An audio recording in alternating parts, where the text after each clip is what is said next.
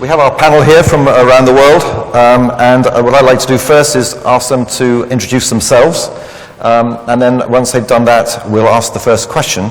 But please, if you've got questions, put your hand up, and I'll invite you to come to the microphone. I may wander around and prompt some people to ask questions. We do want to get a debate going. You're perfectly, also, if there are people in the audience who have some insight into some of the questions we're going to be discussing, I may well call on people to share their insight, because I know some of you know a lot about what we're going to be talking about. So, starting from the right, Simon, would you like to start to introduce yourself? Just introducing myself, yeah. Hi, my name is Simon Bell. I'm Head of Partnerships at the British Library. The British Library is a very large library in Northern Europe. I think the largest research library in Europe, and arguably the second largest library in the world. We have at the library 150 million objects, not simply books, magazines, journals, newspapers, but patents, trademarks, photographs, moving images, sound recordings, and stamp collections. Hundreds of miles of shelving. Perhaps more importantly and interestingly, we are a repository of treasures, from William Blake's notebook through the handwritten version of Alice in Wonderland, the Lindisfarne Gospels, and more Shakespeare first folios than you can shake a stick at. We are, as the National Library, enjoy the status of being a legal deposit library, which in essence means that if it's published, if it's available, we get a copy of it, or at least that was what obtained in the old dead tree world. We are now rejoicing in the post-non-print legal deposit era, which means that we are now entitled to collect non-print material. We have 1,300 reading room spaces at the library, and we sit in a very large red building in the centre of London. Okay, thank you. Tarek. Good morning. My name is Abel Parkin. I come from São Paulo, Brazil. I am a responsible coordinator of the Cielo program, which means Scientific Electronic Library Online. It's a program of the São Paulo Research State Foundation with the support of the National Research Foundation. And it is implemented in Latin America through a network of a national collection of journals. And in May 2013, we published, indexed and published 900 journals in all the region, all open access, golden model. And we have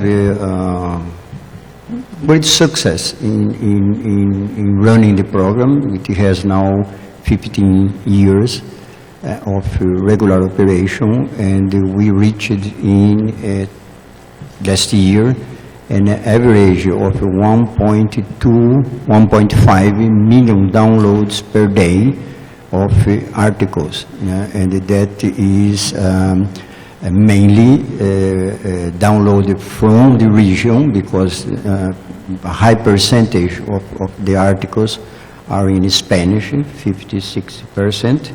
Another high percentage, about 56%, are in Portuguese, in the case of Brazil. And we have also, of course, 40-30%, it depends on the country, in English, which also permits international visibility of the production of the region. Okay, so the program is in most of the countries as part of the national strategy in research development and also in publishing. So it is part of two other lines of action that the countries developed. One is access to international information by purchasing contents. The other one is how to publish the research in high-impact journals. And the third one is how to develop national journals, which is mainly my program, and development of repositories to put the international contents in institutional repository. Okay, thank you. So, Mikiko. Hello, my name is Mikiko Tenifuji from Japan. I'm from National Institute in Material Science, located in Tsukuba, about 70 kilometers away from Tokyo. I'm here today, perhaps to do with my background, that I have been quite so small society publisher for 20 years as a publisher and editorial staff. And then one day I decided maybe I should look at other world and then change my occupation to library. And now I'm a library manager in material science for my laboratory. And now I understand that what the problems are and what should I have said when I was in the position to sell our journals to library. So I have lots of things, knowledge to tell you in case you're interested. And also as a librarian, I also involved in institutional repository by working with Max Planck Digital Library for 5 years. And so I'm also interested in self-archive of research data in addition to publications to do with copyright, Creative Commons licensing. So if it's really my first time to be without any agenda or presentation first in front of audience. I have no idea what the question will come to the audience, but I'm very happy to share in case you want to know about Japan, which is just a little tiny island in Asia, but there are lots of money and knowledge and sophisticated science, so I'm very happy to share with you today. Thank you, Mikiko. And Tarek. Good morning, everyone. My name is Tarek Al-Alimi, and I'm the marketing manager for North America at the American University in Cairo Press. The American University in Cairo Press is a small to medium-sized university press. We publish about 50 to 60 new titles each year. And we're the only American university press located in the Middle East. We're located in Cairo, right on Tahrir Square, actually. I am currently based in New York. I've worked with the American University in Cairo Press for 7 years before moving here.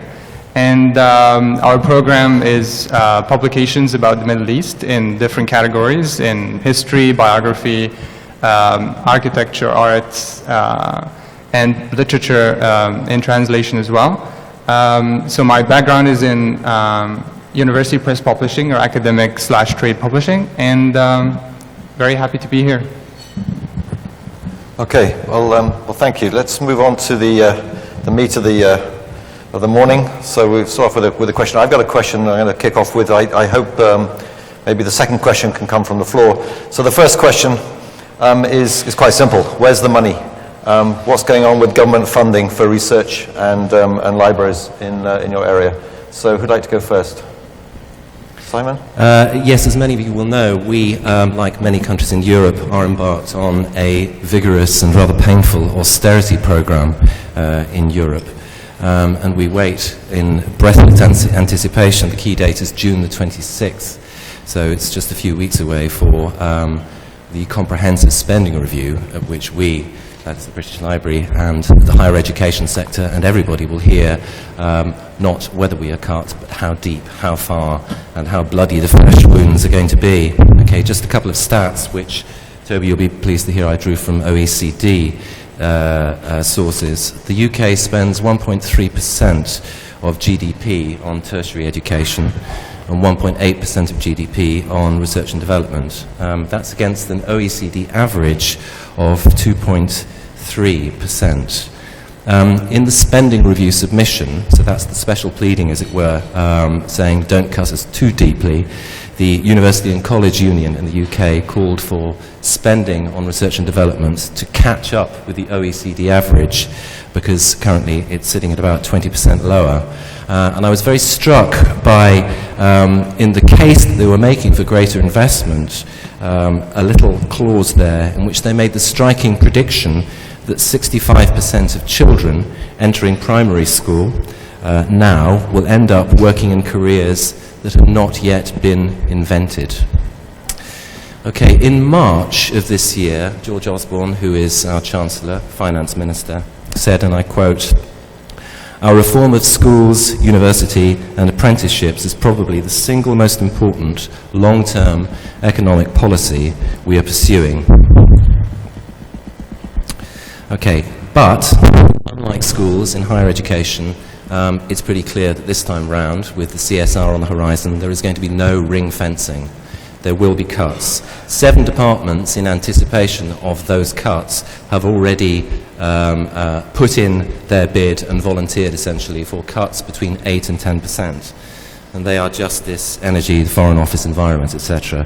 The Education Department has not done that, and our ministry, which is the Culture Ministry, has not done that. But we anticipate having cuts of between 8 and 10%. And I quote from The Guardian, one of our broadsheet newspapers recently, that said, with little left to cut, higher education may be the Chancellor's, that's the Finance Minister's, next target.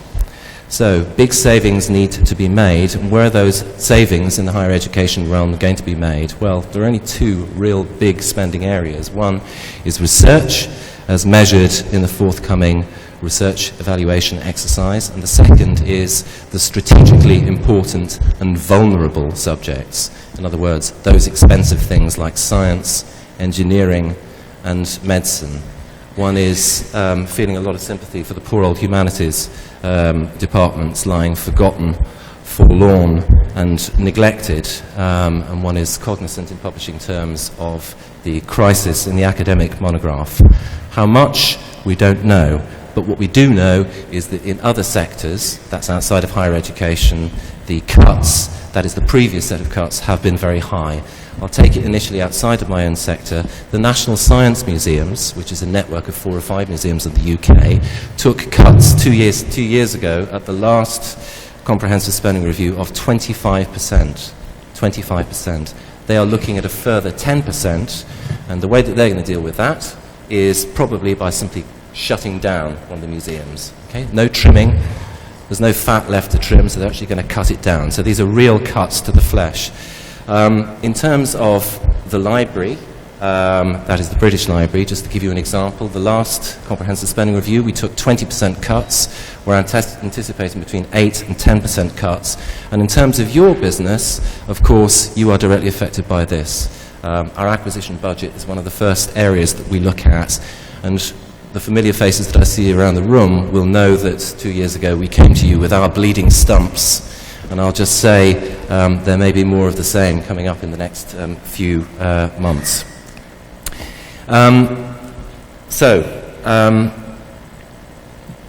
Where the UK sits, so other European countries undergoing austerity programs will also sit. One example, perhaps a rather radical example, is Portugal, at the level of a nation state, where they've had even worse cuts. However, not to be too gloomy, Horizon 2020, which is a European initiative, 80 billion euros is being made available to boost European competitiveness and to create jobs. That's 80 billion euros over 6 years. And just to put that in context, that's bigger than the GDP of Morocco, of Vietnam, and actually 120 other countries, according to the IMF. Okay. It starts in 2014, and it's the first time that European Union funding is grouped under a single program. So there's going to be a wide spectrum of initiatives to boost research and innovation. 33 billion, so that's nearly half of that, is to boost scientific research. 24 billion is to invest in key enabling technologies and SMEs. And the aim is to create a single market for knowledge, research and innovation across Europe. That's the 27 nation states of Europe. And that equates to 3% of GDP. That's 3% of GDP across the European Union being invested in research and development, which I think is a rather startling statistic. As always, it's Europe, it's complicated, so the Troika, the European Parliament and the European Council will deliberate on the Commission's proposals for Horizon 2020 with a goal to reach agreement by 2013 and roll out in 2014.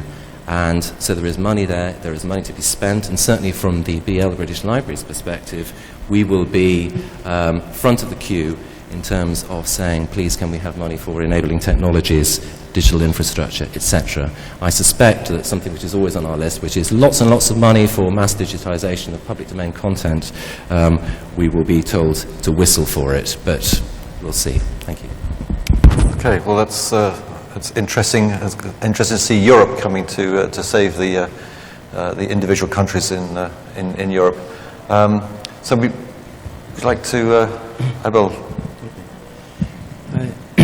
I will share with you some of the numbers from Latin America. Latin America is responsible for, depends how you make the calculation, for 3 to 4% of the international articles indexed in Web of Science or Scopus. More than half of that comes from Brazil, to 2.3 to 2.5%. And the expenditure in research in science, research and development in Latin America averages 0.7 of the national gross product. Except again for Brazil, that is 1.1%, which is below OECD country, very below United States, but is growing. The recent government of Mexico, for example, is committed to reach 1% of the gross national product in 3 to 5 years. So there is, let's say, a commitment of the government in increase expenditures in research and development. In terms of investment related to publishing, as I said in the beginning, one big investment that is being developed in Latin America in the last years are related to the acquisition of contents, international contents. So Brazil started 10 years ago with a big portal replacing the purchase of contents, moving the purchase of contents from libraries to the central government. So the government deals with the publishers, with the brokers, and by now, 2013, the portal costs per year in Brazil about $65 million per year. It's growing. Mexico just started 2 years ago a portal that is now spending $45 million. Chile is spending about $5 million. So this is a big, big investment which brings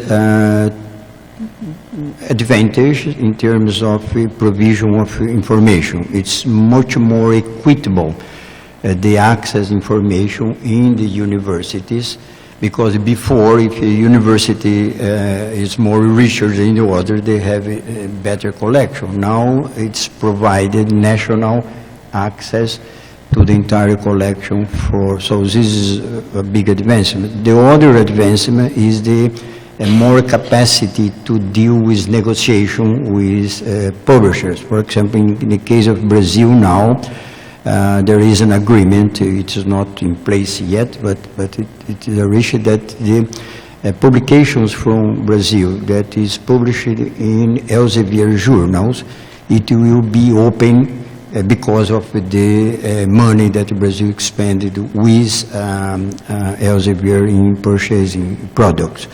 So this is a trend. So if you have a journal or a collection of journals and you wanted to sell it in Latin America, the way to go now is through these portals. But the way the journals are, let's say, selected is highly important that the community write or influence or do lobby to the portal, say this journal is important, this journal is important, and so on. So the Brazilian collection, for example, is now about 28,000 journals offered. No? So it's a big collection, with the same with Mexico and the others.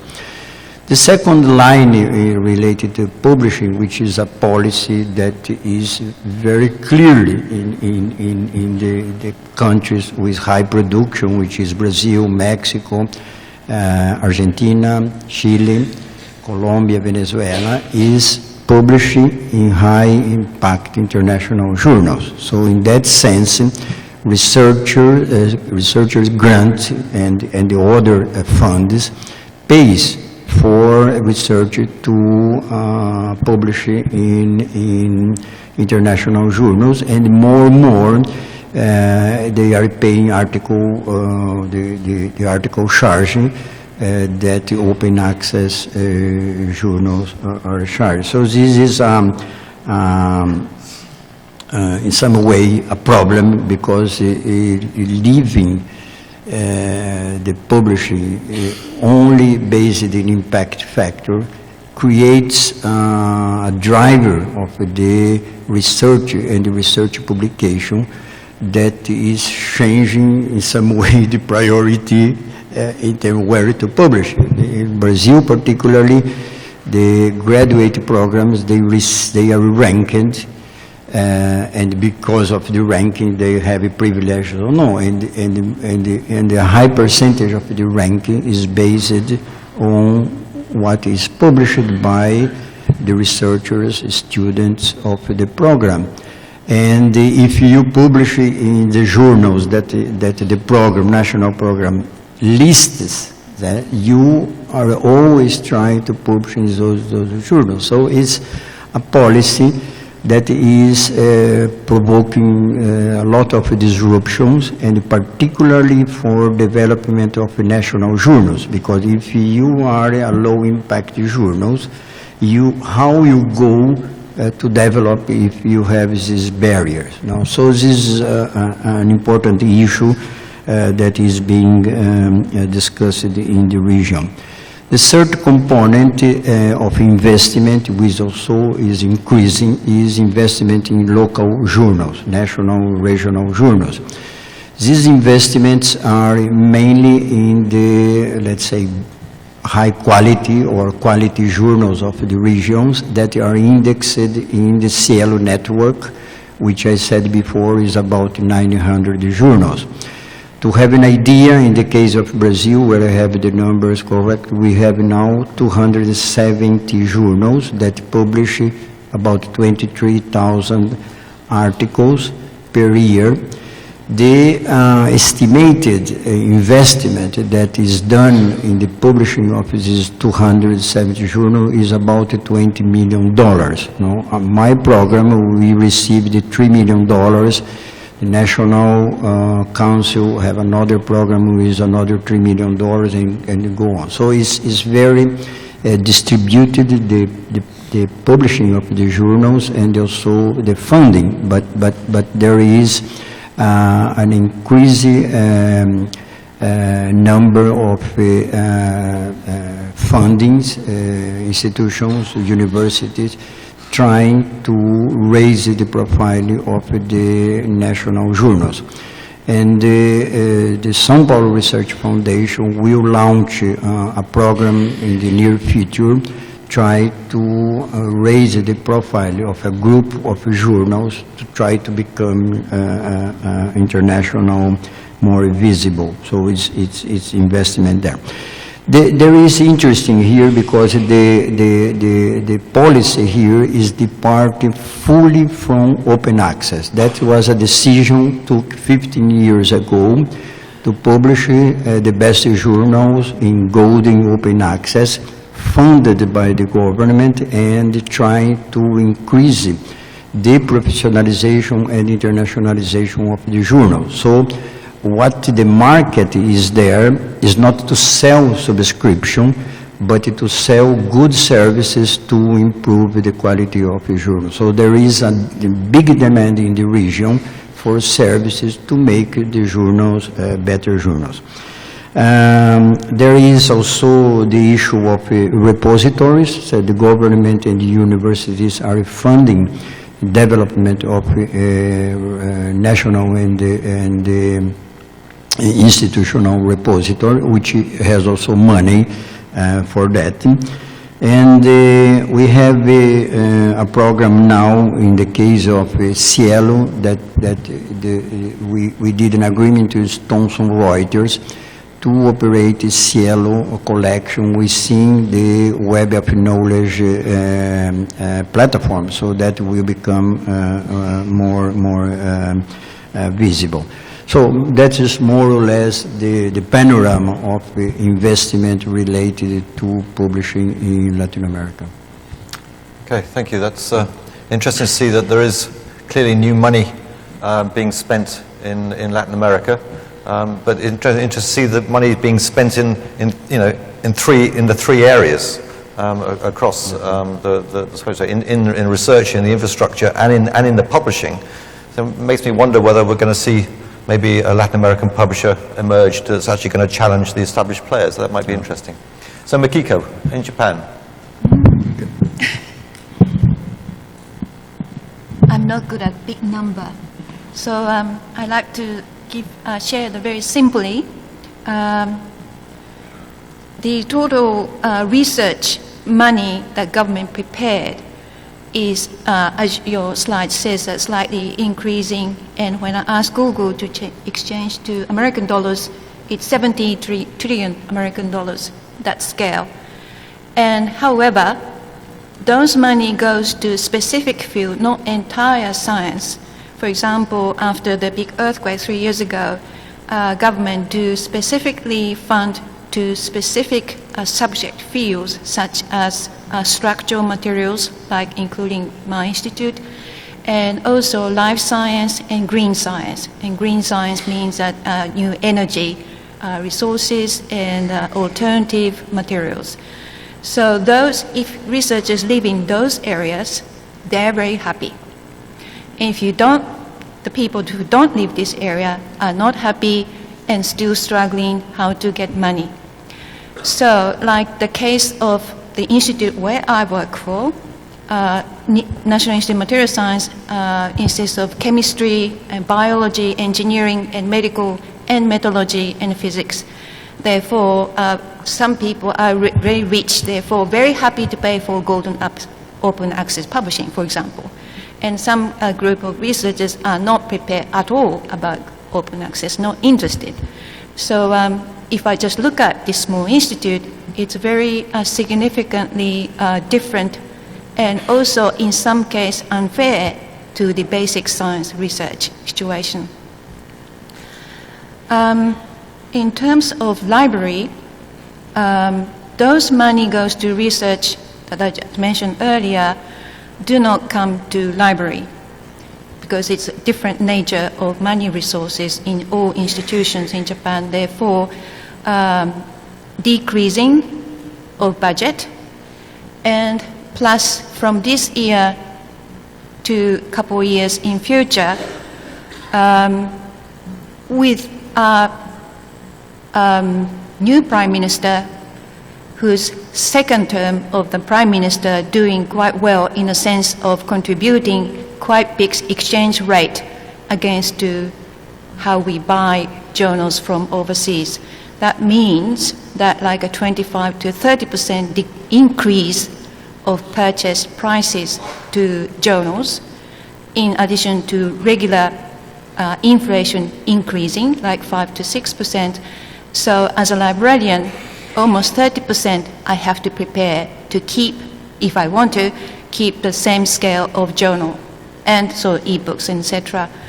So researchers, so some people happy and some people are not happy, and libraries are all unhappy, and all are going to challenge to all overseas publishers this year, and it's going to be a very hot summer.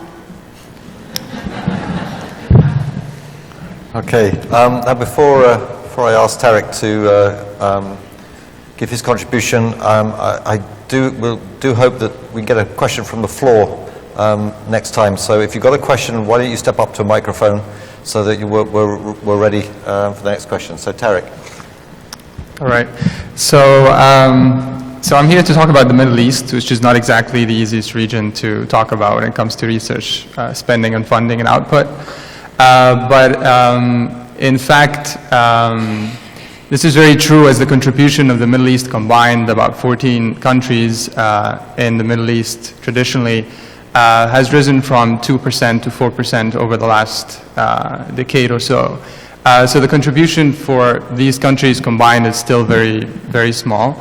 But what happened, lots of reports now indicate that what happened over the last 20 years or so in Latin America, China, and India, starting for these regions and countries to appear on the world scene in terms of output of research, is very likely to happen in the Middle East. You cannot talk about the Middle East combined. You have to talk about different countries, or maybe a cluster of countries like the Arabian Gulf countries. But there are quite a few bright spots. You have Turkey, for example, increasing, more than tripling its world output in terms of research, and in terms of the world output from, I have some numbers here, from 0.7% to 1.9%. Iran is also increasing its output quite substantially. We're talking from 0.2, I think, percent to 1.9%. This is in the period from 2000 to 2009. So you've got a lot of government funding going into research in both Turkey and Iran. Turkey, for example, increased over 500% its spending on education and on research. As a percentage of GDP, it increased it from 0.28% to 0.72%. So those two countries in the Middle East are doing quite well.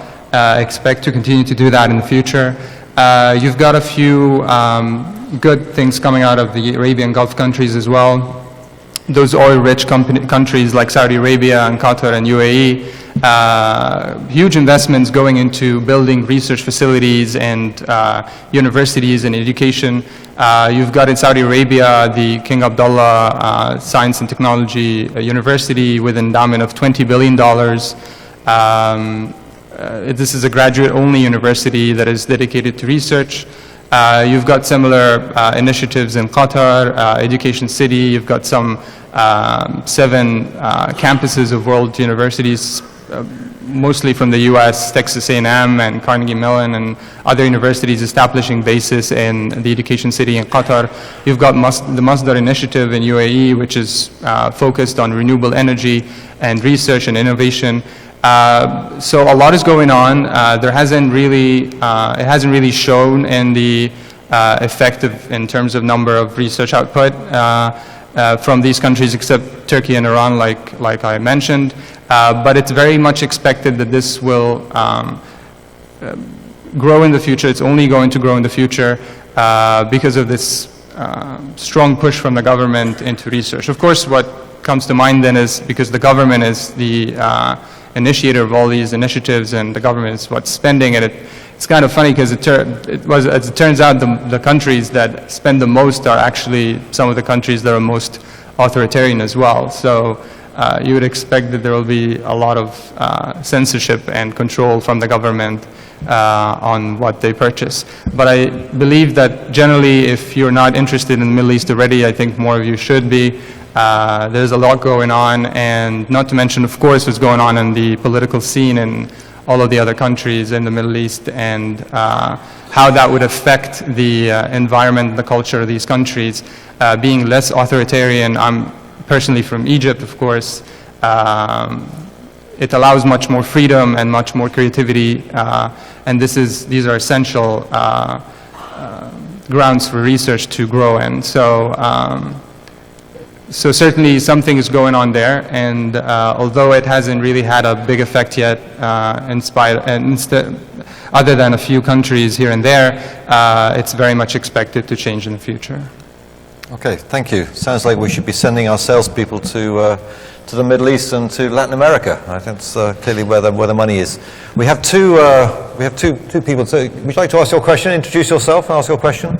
Yes, I'm Vicki Reich, Locke's program, Stanford University Libraries. And my question for the panel is this.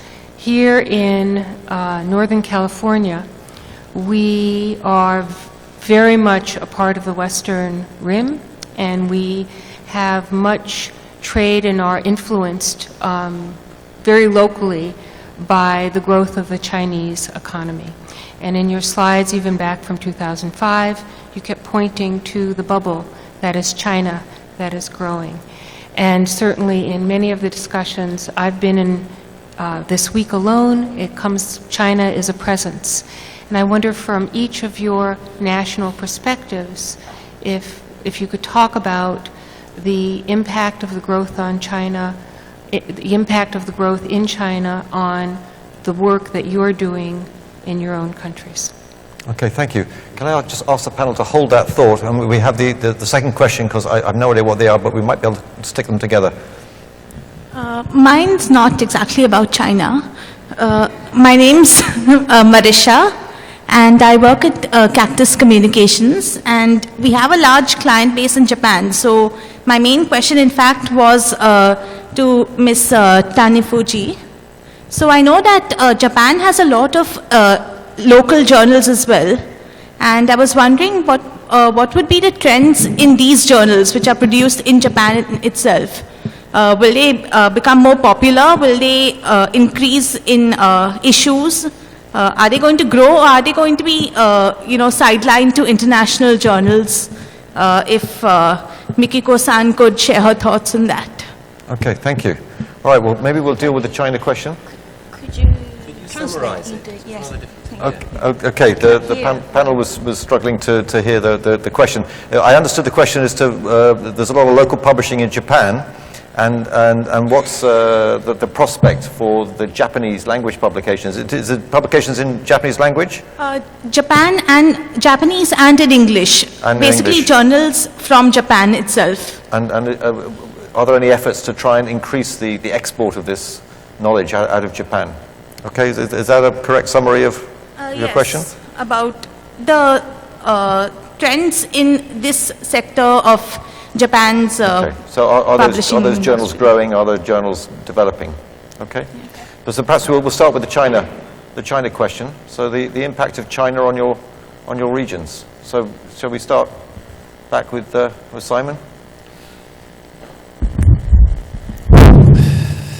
Well, I'm not sure whether I have great expertise in this area, but I can speak from a personal, if not a British Library point of view. I mean, I think there's no question, but the research outputs which are coming out of China, we're seeing absolutely exponential growth. In terms of the language medium, my sense is that more and more Chinese output is being published in English. And in terms of cross-border collaboration, again, my sense is that as China, at least in the academic sense, becomes more open and more willing to exchange on ideas, so co-authorship across borders, Chinese-European, Chinese-American, Chinese and other parts of Asia, that those are areas that's an area which is subject to enormous growth. I mean, certainly from the... Can you not hear me? You can't hear me at all? You can't. Very polite. You're sitting there nodding away as if you could hear me. I'll take it as read that you actually heard some of that. Certainly from our rather particular British Library point of view, we do see an increasing number of Chinese scholars, as they insist on being called, coming to the British Library, making visits. Chinese publishers, barely a day passes without a delegation of Chinese publishers, Chinese booksellers, Chinese publishing mandarins of various kinds coming along and sitting there, I have to confess, often looking rather bored, being told how we do things. But there is an absolute step change in terms of academic output and academic activity, writing and publishing from the Chinese side. Can I just ask the audience, how many of you have got offices in China? That's a reasonable number. That's, I think, another indicator of showing how many publishers are now trying to exploit or sort of serve that market. So,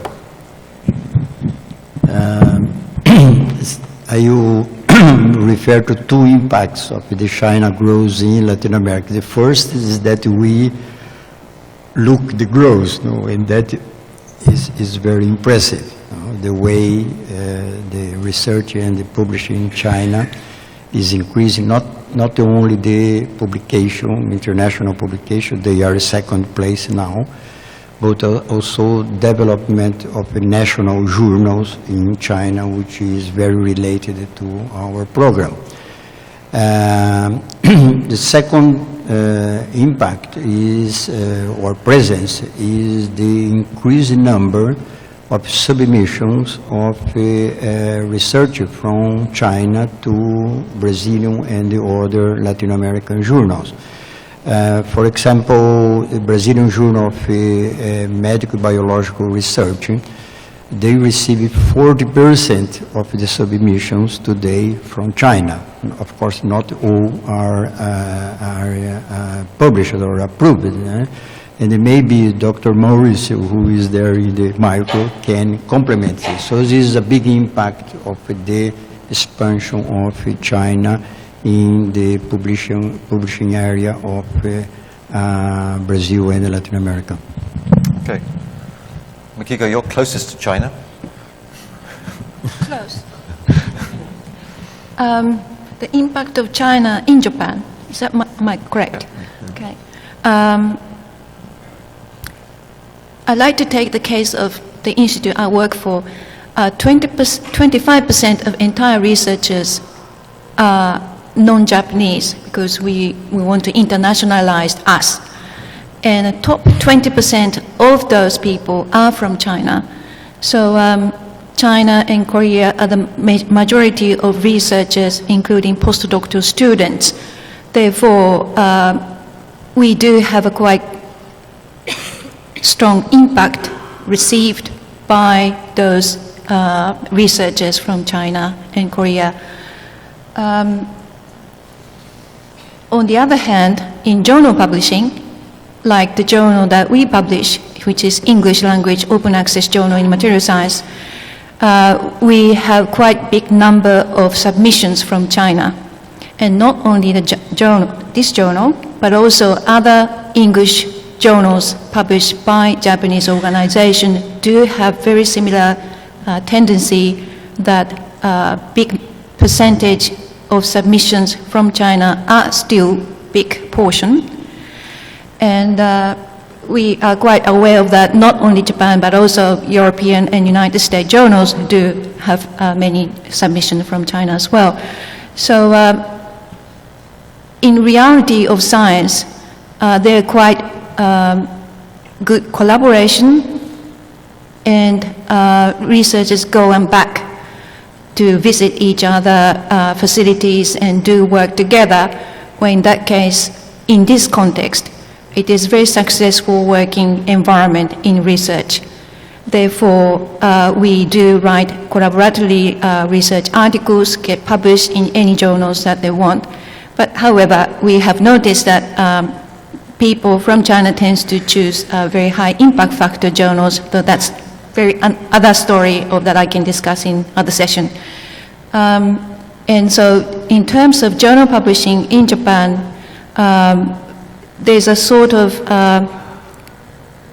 Japanese try to share information to those people who has a different culture background, to understand review criteria or even research environment, how to use research facilities in the same sense as we expect. So in the impact, good impact is a short answer, and side answer is that there's a cultural differences that Japanese try to meet the best effort. Okay, thank you. Sorry, can I just step in there and ask specifically what cultural differences you're alluding to there? I don't want to put you on the spot. You don't have to answer, but the question will hang there.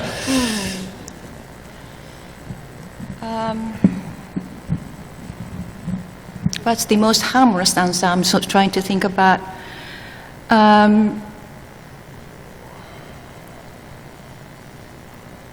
The most sort of cultural differences that we face, it is a quite different type of cultural difference that I experience with American culture or British culture or German culture. So I'm not saying that this is good or bad at all, but certainly because we are neighbor countries, not only China but also Korea, and we have very good close relationship in many terms, not only science but also trade and economics. So we are very close in that sense, and we share a same idea how we reach to the same goal together. However, there's a language differences, and also there's a daily life differences. So the most challenging is that because only language we can communicate each other is English, unfortunately. So we have to use the second language to understand each other, also including training. I think one of the question meant is to write down and sort of very specifically what we expect and what they don't want to, sort of negotiate to get a consensus. That's the most challenging part. Sorry, Mikiko, I thought you were speaking specifically about cultural differences in the approaches to the research process. Research process. Okay. It is very good question and difficult to answer because all drama happened in the laboratory next to the facility of experiments. And I do know that there are many cultural differences or conflict between international team in laboratories. And so a different manner or different idea or different concept of understanding what other people say in very, very domestic differences. However, the goal in research perspective is the same, to write the best paper to prove the best reach of the research. Therefore, as long as you share the same goal, that's okay. But if in case it doesn't, there is a problem. And sometimes we have a side effect of intellectual property, how to protect that sort of issue, which I also like to remain in other sessions. So that's Okay. Well, let's move on. Let's Tarek. Well, yeah, so in terms of the effect of the Chinese growth on the Middle East, it doesn't seem that it hasn't reached the Middle East really as much as it has the rest of the world. It was very interesting to see on Toby's slides there that the biggest country in the Middle East producing in terms of production of research output is Turkey, and it was the only country from the Middle East other than Israel that was represented on the graphs there, actually made it into the graphs. And the lines that were actually connecting the circles of showing the countries, the only line that was between Turkey and any other country was between Turkey and the US. And this is in fact still the case for pretty much all of the countries in the Middle East, including Turkey and the Arabian Gulf countries. So the effect of the Chinese growth hasn't really reached the Middle East so much. And it's also evidenced by the fact of how many US universities have established campuses in Qatar and in UAE with a push from the governments there, but you can't really hear of any Chinese universities starting campuses in any of the Arabian Gulf countries. In terms of collaboration and co-authoring, it's still the same case. The biggest collaboration happens between each of the 14 Middle Eastern countries and the US. And a little bit between each other, like between Egypt and Jordan and the rest of the Arabian Gulf countries. So the Arab states within the Middle East do collaborate on research, not to a great extent, but other than the US, these are the countries that they collaborate with, other Middle Eastern countries, but I haven't really seen any impact of the Chinese growth yet. And of course, political and economical ties between the Arabian Gulf countries where the research funding is being pushed is these countries are much closer to the US than they are to China, so. Okay. All right. Well, thank you. We've got two more questions, so let's take the question. You were there first, sir. Yes, my name is Mauricio Rocha Silva. I run one of the Brazilian journals, Clinics, and what I was trying to add on to what Abel said about the Chinese influences, the financial aspect of it, because 99% of all Brazilian journals in PubMed are gold open access, so we live by charging for publication, and quite a few of these journals, the top journals, are beginning to break even financially. And the effect of the China effect on this breaking even is going to be very big, because I mean we go from sort of 15 to 40% of submissions come from China. The rejection rate of Chinese papers is slightly higher than the average. So, but the financial contribution of Chinese papers to Brazilian journals will probably be the thing that makes us break even in the future. So it is very important for us. Thank you. That's very. I must say, I'm very surprised to hear that the Chinese are publishing in Brazilian journals. That's something that would never have occurred to me. So I've learned something today. So it's great. Mark. Yeah, I'm Mark Baragry. I'm part of the business development team at Wolters Kluwer. Specifically, we have around 280 journals, traditional journals in medicine, healthcare, and we'll shortly have about 100 OA titles. I wanted to make a few comments on our experience in the Chinese market. We have a team of about 30 there. Essentially, we find ourselves serving a number of different appetites. Our business started really with effectively importing our content and indeed other aggregated content on the Ovid platform into China and selling through to the top end of mainly the hospital and educational markets, the tier 3 markets there.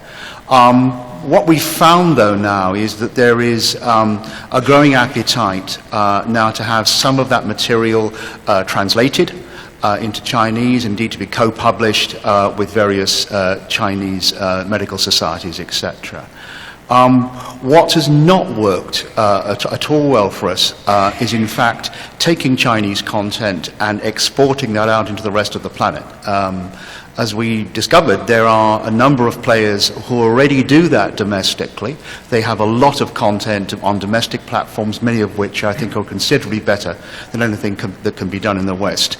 And therefore that need is essentially being met by domestic Chinese publishers today. One of the things we see going forward is that there will be more translated content into Chinese. Costs are still very high. Quality of machine translation is not really up to it yet, so you still have an editorial stage.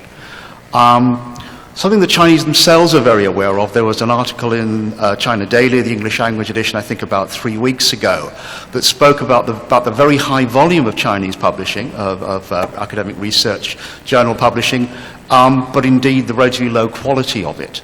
So the Chinese themselves are aware that they're publishing a lot, there's a lot of research, but not all of it is as strong as it might be. And part of that was, I think, looking for some additional solution to publishing that, making that material available, but not necessarily seeing it available in the top tier journals. Essentially, this is it's a set of moving targets. It's moving very rapidly. I'm fascinated to hear about the Brazilian experience. I wouldn't have anticipated that either. But the Chinese are extremely proud of their publishing, as they have every right to be, and they want to blend what comes in with what is produced domestically and make the best of that available domestically to drive their own growth, but also internationally to help drive business and indeed prestige. Okay, thank you. Toby, can I ask a question of Mark? Sure. You may, which Simon. is, and if I can put this diplomatically, specifically with reference to medical journals in the Chinese market, Yep. the problems in past years around intellectual property rights and so on, is the situation improving? Improving, yes. I take I'm speaking for myself here rather than for WK, I tend to take a little bit, maybe like what Tim was saying on yesterday. It's a fact of life in that market. It will continue to be a fact of life. We should, of course, try to police it and do our very best, and we, amongst others, do that collaboratively. But you have to accept that it's going to continue, and one of the things you need to think about is what actually is the loss around that. Am I not making sales that I would otherwise have made? And perhaps there is some benefit around the freer availability of paid-for content in a market which will encourage other forms of scholarship, other forms of consumption. So have you enjoyed constructive and cooperative engagement from the Chinese authorities? Generally, yes. They are as much aware of it as anybody else is. They wish to encourage business coming in from overseas, therefore they will play ball. but they have limited ability to police this in much the same way that other parts of the world do. I mean, China is not the only part of the world where we find piracy being a major issue. I mean, India is another prime example there. Okay, well, thank you. I think we have time probably just for one more question, which I'm going to pose, since there's no one standing at a microphone, which is about textbooks and study materials. Basically, I'd like to ask the panelists what's going on in their region in terms of the publishing for schools and publishing for the education market. So maybe we'll start this time with Tarek.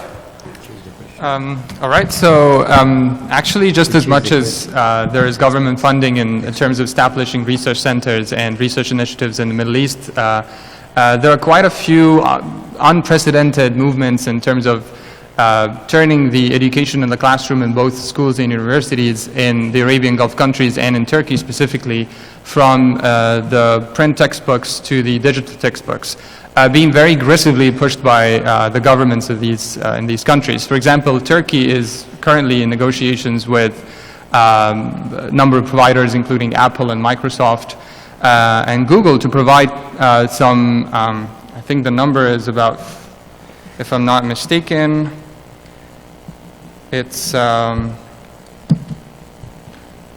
we're talking 15 million tablets that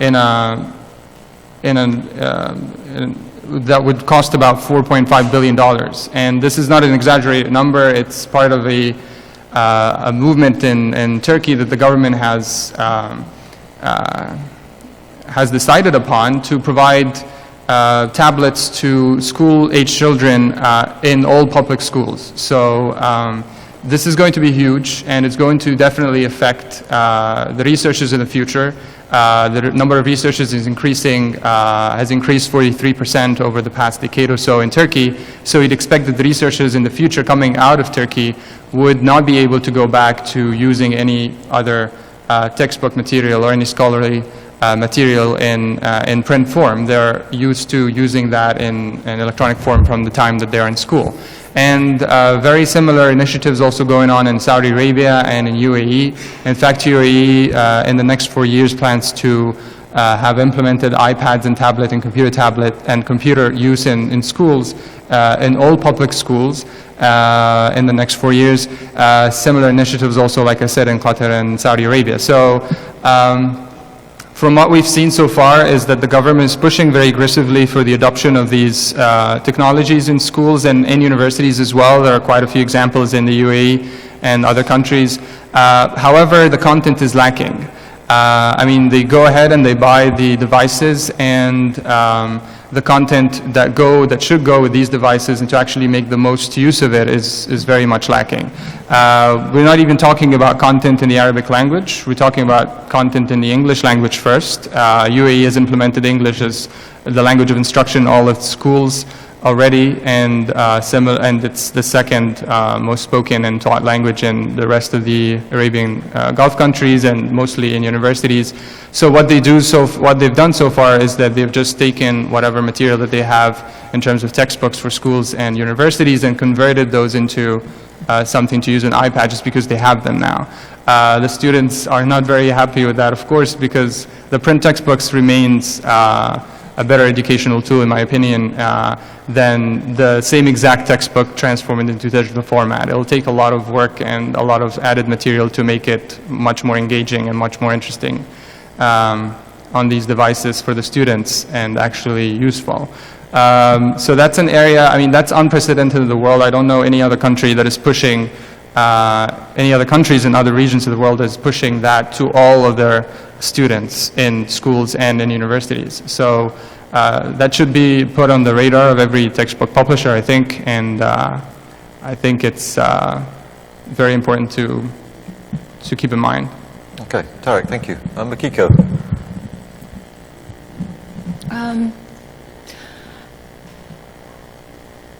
The text publishing in Japan is struggling and very, very difficult at this moment. And one reason is that younger people do not read books anymore. They prefer to look at cartoons, etc., So that's a different issue, though. Therefore, this new arrival of iPad and those smart devices are a very good source and chance for many universities now thinking of or even has started e-learning courses. So to make it more lively texture and also images and references and perhaps jump to Wikipedia to understand the meaning of each terms. So e-based textbook is a kind of more realistic market in Japan. Not only English, but also in Japanese. I don't know about your culture. In Japanese textbook, it's a matter of technology, whether we can write from top to the bottom. I don't know your language. Is it from left to right? Or right to left? From right to left. Right to left. So this top to down and also paging from right to left, not from left to right, is very challenging for many classic book publishers in Japan. So that like Arrival or EPUB 3 is a very good opportunity for most publishers in Japan to participate in this ebook publishing of textbook. And this is our institute has started 3 years program with one of German publisher that we are now publishing monographs in ebook form so that we can link to many different references like movie files or software or simulation data sets from book. And then we try to attract these monograph to postdoctoral students or higher education students. So we like to see how it goes. Interesting. Abel, is money being spent on tablets in your region? Okay, same as journals. More and more acquisition of books is being done through these national portals. Like I said before, in Brazil, the Ministry of Education has this big portal, so the collections of international text and academic books are being delivered online in digital forms through these portals. Still some universities maintains traditional acquisition of books, but that are moving as the journals to these national consortia or national programs to purchase books. Publishing of local books, academic, most of the important universities in Latin America, they have their own academic press. And they publish journals mainly from the humanities areas, as all the other areas are moving to publish the research through journals. They are trying to improve quality and also, of course, the selling of books. We launched last year Cielo Books program that will run more or less help in open access and help in commercialization of books. The idea is to contribute to the academic press to learn and to be capable to produce e-books in format EPUB and the other formats. And this project is done through a consortia of academic press and is self-funded. There is no money from the government like in the journals program. So it's also improving in this area, but mainly the idea is to privilege the humanities areas, to raise the, let's say, visibility of the research that is published there, because as part of these evaluation programs in Latin America, books has no, let's say, criteria to evaluate the quality, the value, and so on. As you know, Thomson Reuters Web of Science launched the book index, and if you look there, of course, the production of Latin America is minimum. But in the case of Cielo Books, we are trying to move in the same direction, so we can provide online access to the books and also measures of downloads and also citations. So we can start to create some indicators to help the evaluation of research in humanities that is published via books. Okay, thank you. And in the UK, we're seeing tablets in schools?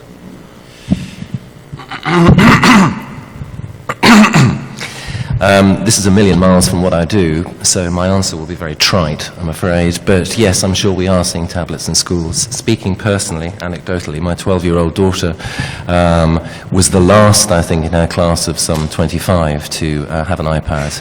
So she has one, as do all of her classmates. It is used, but it's used for doing homework rather than for content supplied as part of the curriculum. I think there's been a lot of talk, particularly in schools. I can't speak for the US, perhaps in Europe we're a few years behind. I'm mindful of Governator Schwarzenegger a number of years ago talking about junking paper in the classroom and how the bright new dawn was going to be everybody wandering around with, well, I guess it wouldn't have been tablets at that stage, but laptops. And I'll stand corrected, but as far as I know, in California, the tipping point has not yet been reached. So I think the future's in the future.